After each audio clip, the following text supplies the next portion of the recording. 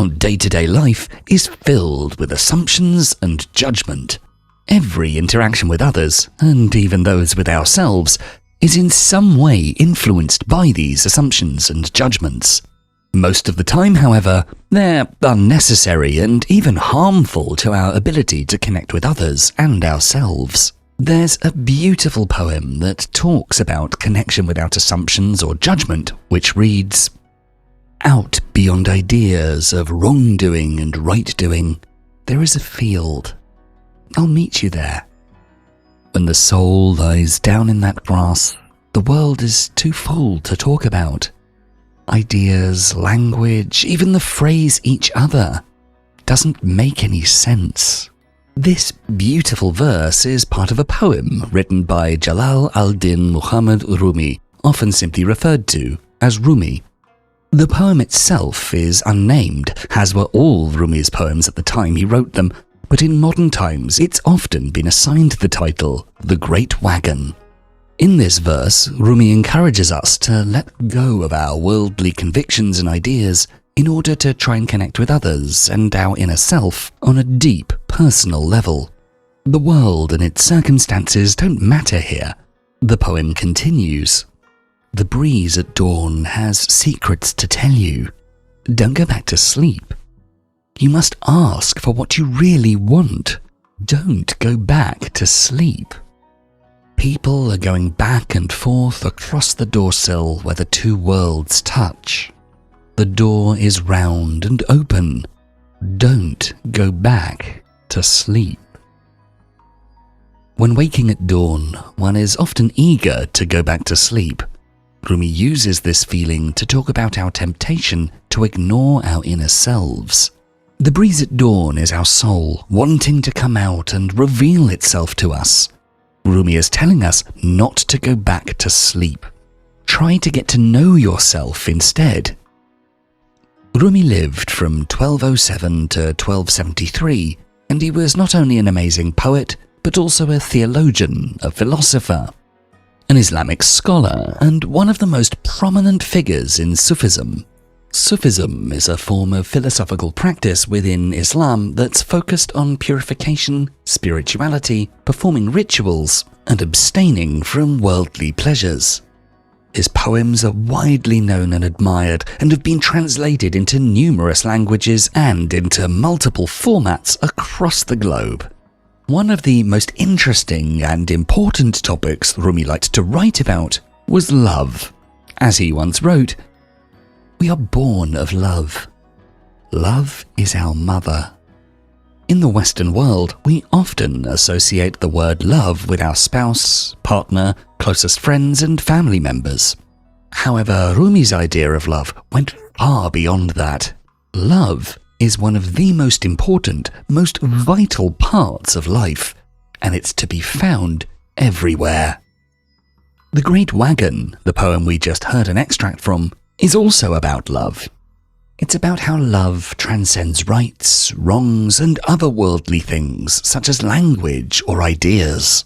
It's about finding and loving one another as well as yourself.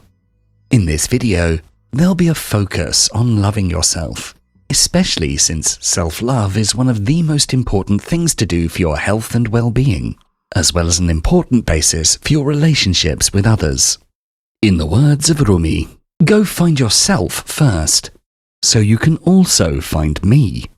So join me as we learn how to find yourself and then love what you find according to the practices and poetry of Rumi. Number 1. Get to know yourself. Rumi says, "The breeze at dawn has secrets to tell you. Don't go back to sleep." Never ever forget about the breeze at dawn. Carry this phrase with you for the rest of your life. The very first step to improve and love yourself is to get to know yourself. You can't work on what you don't know. So resist the urge to go to sleep and turn a blind eye to who you truly are, and instead reflect. Introspection and reflection is a key ingredient to finding who you are. This can be done through prayer, meditation, journaling, or just taking the time out of your day to sit down and think about you, your life, your personality, and your relationships. You can't love what you don't know, so get to know yourself, truly and intimately. But even more so than reflection, the other way to get to know yourself, according to Rumi, is by practicing moderation towards your worldly desires. Moderation is a practice of balance. In order to try and achieve this balance for yourself, try not to give in to your worldly urges. Don't buy yourself that item you don't need. Don't stop at a fast food drive-thru, and put your phone away in the evening and go to sleep early. By abstaining from worldly pleasures, you abstain from distractions and instead allow your mind to truly dive deep into itself. In our modern day and age, distractions and temptations are everywhere. We're more blind to our true selves than ever before. It takes more effort to get to know who we actually are than ever. By not getting swept up in the temptations of the world around you, you'll realize that your mind will be much clearer. Your focus, your actions, and your ability to reflect will increase drastically. Consumerism, the internet, and our jobs often mask our true selves. We have to put on a mask just in order to engage with all of it. When you practice moderation, you refuse worldly distractions. Your need to mask yourself or act any differently than you already are will disappear. And when it does, you'll see yourself much clearer than you ever have. You'll be able to truly know and learn to love yourself. So concentrate, reflect, and don't let yourself be distracted. Number 2, forgive yourself. According to Rumi, love is an endless act of forgiveness. Forgiveness is an endless act of love. One of the main reasons people hate themselves is because they dislike themselves, and one of the main reasons people dislike themselves is because they recognize their own flaws but don't forgive themselves for it. According to Rumi, you don't truly love yourself if you don't forgive yourself for the mistakes you've made. He stressed that one of the most important tasks of self-care is to let yourself grow and improve. When you don't, you foster self-hate. When you do, you prove to yourself that you're worth the effort it takes to improve and that you're worth loving. As Rumi said, "Be like a tree and let the dead leaves drop." But dropping dead leaves can only be done if you acknowledge and forgive the leaves first. This is because whatever you don't forgive, you carry with you in hatred and stubbornness. In order to let something go, you have to first forgive it. The reason a lot of people don't forgive themselves varies. Some people don't even realize their mistakes or refuse to see their actions as a mistake. These people think they're flawless. This might seem like an extreme form of self-love, but according to Rumi's philosophy, it's not love at all. Love cannot be found in denial. In fact, the people that are in denial about themselves actually don't love themselves enough to get to know their true selves. That, or the person they think they love, is not actually who they are. Selfishness, in this sense, is blinding and the antithesis of love. For many of us, the first step to forgiveness is realization. You have to realize you've made mistakes. You have to listen to the feedback you get from others in your life and critically examine your own behavior. How have you made others feel? How have you failed the people in your life or yourself? What would count as a mistake in your eyes? Confronting your mistakes requires a lot of bravery. People who are unhappy with themselves find it the hardest to confront their mistakes because doing so feeds their self-hatred. As a result, doing so with grace is an amazing first step to self-love. When you do recognize your mistakes, you should be careful not to judge yourself. Remember the line, "Out beyond ideas of wrongdoing and right-doing, there is a field. I'll meet you there." Meet yourself in that field. When you think of your mistakes, think of what caused you to make them and what you could do in the future to avoid them. Focus on the practicality of confronting your mistakes rather than the emotional aspect of them. When you have the confidence in your ability to do better next time, you'll find that you've forgiven yourself. This is because the person you've become, the one who no longer makes those mistakes, the one who's grown and is better now, is lovable. Forgiving yourself is a gift that allows you to rest. When you truly want to love yourself, you have to learn how to look at the uglier sides of yourself and forgive them. Number 3. Focus on good friendships. In the words of Rumi, set your life on fire. Seek those who fan your flames. One of the best ways Rumi has showcased love in his own life was by loving Shams. Shams of Tabrizi was a nomad who travelled from place to place to spread his spiritual teachings. When he was in his 60s and Rumi was in his 30s, he and Rumi met. According to the famous stories about Rumi and Shams, one day while Rumi was reading near a pool, Shams passed by and asked, "What are you doing?" Rumi said, "Something you cannot understand." Shams then approached him and, shockingly, threw all of Rumi's books into the pool. Rumi immediately jumped up to fish them out of the water, and when he did so, he found all of his books were dry. "How is this possible?" Rumi asked. "Something you cannot understand," Shams said. And with that, a friendship was born. Now, whether this truly happened is up for debate, but what is true about the story is that Rumi and Shams taught each other a lot about things they didn't understand before. When Rumi and Shams first met, they were so enthralled with each other that they spent 2 years in solitude together. While this isn't very long in regards to a lifetime, it was more than enough to change each other permanently. Spiritually, mentally, and poetically. They taught each other about love, faith, hope, and friendship, and inspired each other's poems and teachings immensely. The moral of this beautiful relationship between the two men tells us that those who truly love themselves surround themselves with people who encourage that love. A big mistake many people make is keeping toxic people around and putting effort into friendships that aren't rewarding or caring. Friends who don't truly love you have a big impact on your self-love, and someone who truly loves themselves typically would ensure that they craft a healthy environment for themselves. A particularly important step in self-improvement is discovering whether you actually enjoy your current friendships or not. 2 good questions to ask yourself in order to do so are, how do I feel around this friend? And do I like the way I act when I'm around this friend? When you identify bad friends, you should allow yourself to slowly and gently step away from them. More so, when you identify good friends, focus on putting effort and care into that friendship. Make sure to let them know how important they are to you and why. And of course, do your best to support them too. Your closest and best friends love you.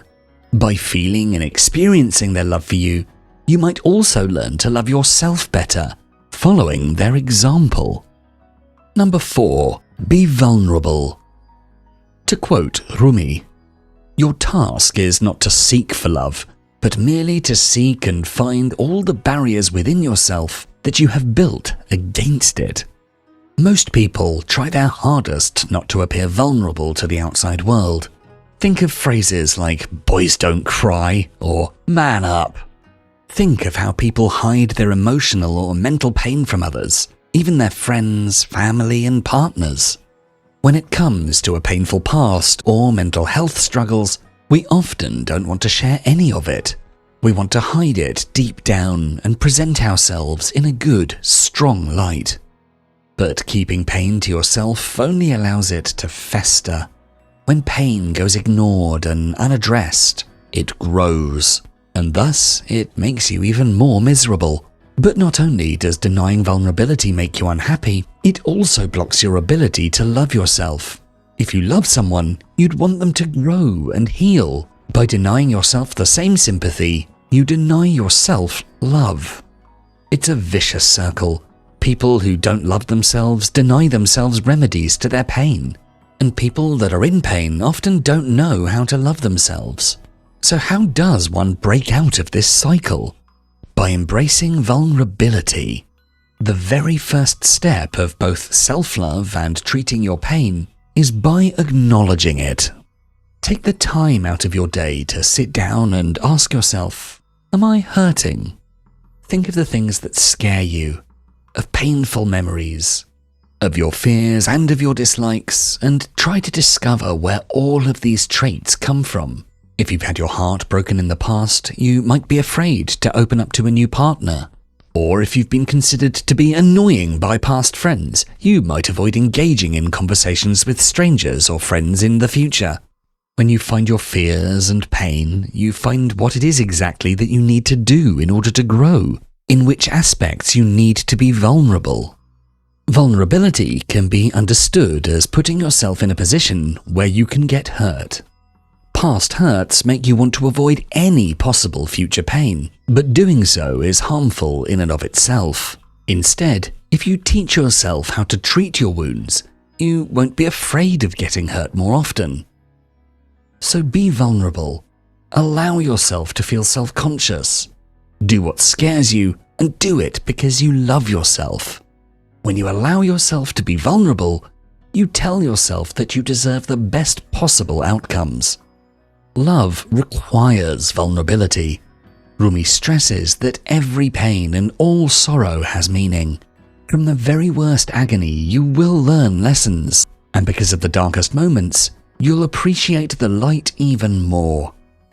As Rumi so eloquently put it, the wound is the place where the light enters you. When you allow yourself to be in pain every now and then, you will also allow yourself to heal. Number 5. Embrace your passions. Rumi tells us, when you do things from your soul, you feel a river moving in you, a joy. Loving yourself means allowing yourself to pursue what makes you happy. Most people choose safety. We might not do the work that we enjoy, but it pays well enough. We might not move to the country of our dreams because we're afraid of change. We might not want to try out that thing we've always wanted to try because what if we fail? Self-doubt and fear is the main ingredient to misery. Rumi, however, stressed that one of the goals of life is to find joy. It doesn't matter where or how you find this joy, but one thing is clear. It cannot be found if you don't listen to your heart and allow yourself to take risks. Rumi believed in following your heart. Deep down, you know what it is that you truly want and what would make you happy.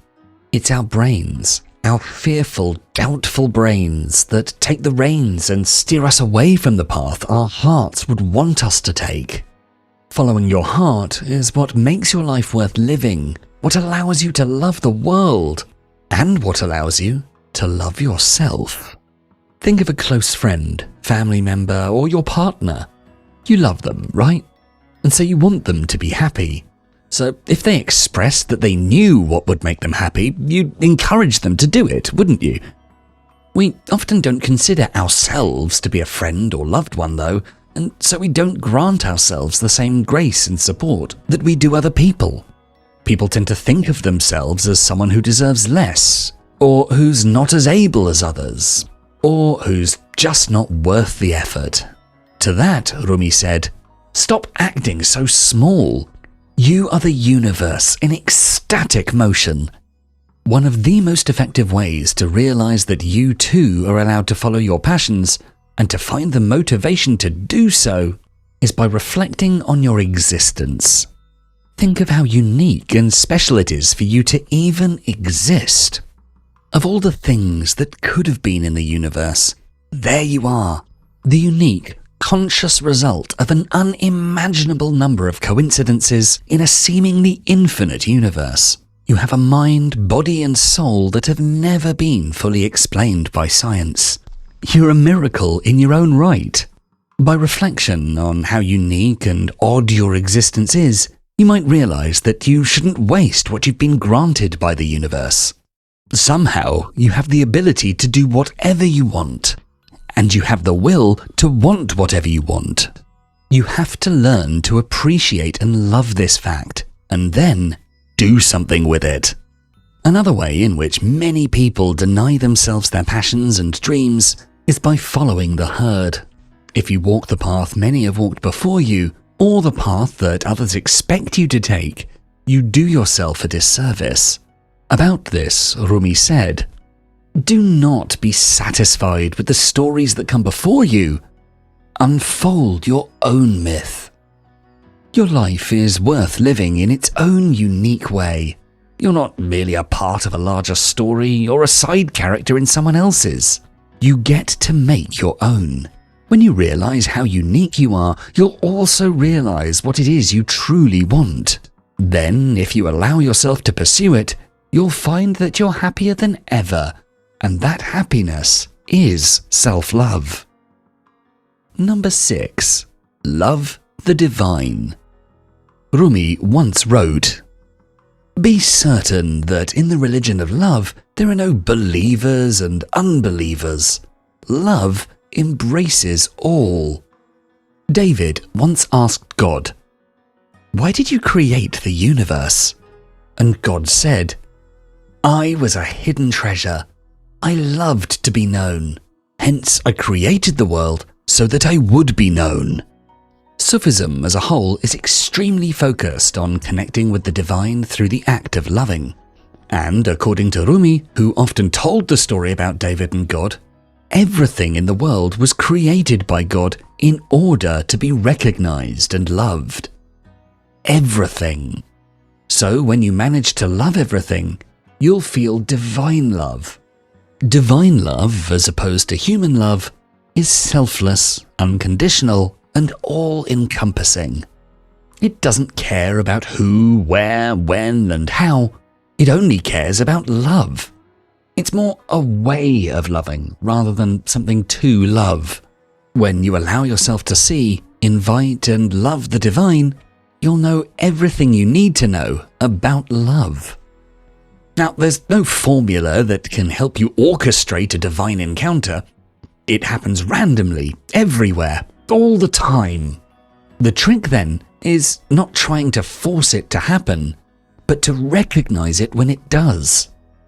You do so by recognizing God, not as a man in the sky or some invisible consciousness, but as the universe itself. Indeed, Rumi says, "Everything that's made beautiful and fair and lovely is made for the eye of one who sees." Don't get tangled up in logic and semantics when trying to experience unconditional, all-encompassing love. Just feel it. Divine love can be seen in a warm ray of sunlight landing on your face, in a beautiful bird flying through the sky, in the loving smile of a friend, in a stranger helping you out just to be helpful, and so much more. Divine love is for everyone regardless of the past. When you recognize divine love everywhere, your love can never fade or die. As Rumi says, goodbyes are only for those who love with their eyes. Because for those who love with their heart and soul, there is no such thing as separation. Divine love will make you realize that love cannot be captured in images or words. It's something alive. Number 7. Be in love. In our final quote for this video, Rumi says, "Wherever you are, and whatever you do, be in love." Lastly, never forget to be in love all the time. According to Rumi, love goes beyond time, place, borders, language, and understanding. Love transcends. And what's more, there's love to be found everywhere. In yourself, in others around you, in your life, in the world, and everything else. Your heart is full of the ability to love, And all you have to do to live your life to the fullest is to actually go out and love the world. On the same subject, Rumi also said, "Love is the bridge between you and everything."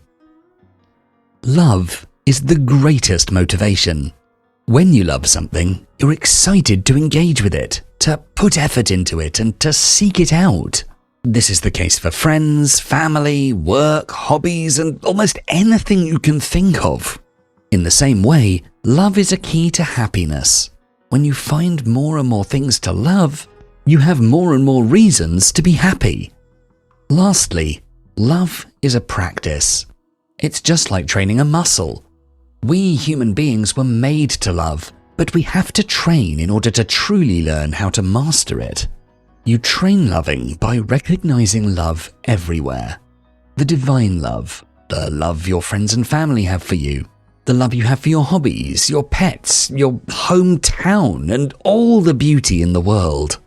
If you remind yourself of the existence of love often and remind yourself of the things you love, love will become accessible and open. Do so by saying it out loud. "My friends love me," or "I love my mum." Also by writing it down and just by thinking it. Often. The more you embrace your love for the world and anything in it, the easier it will be to love yourself. So wherever you are and whatever you do, be in love. If you enjoyed this video, please make sure to check out our full Philosophies for Life playlist, and for more videos to help you find success and happiness using beautiful philosophical wisdom, don't forget to subscribe. Thanks so much for watching.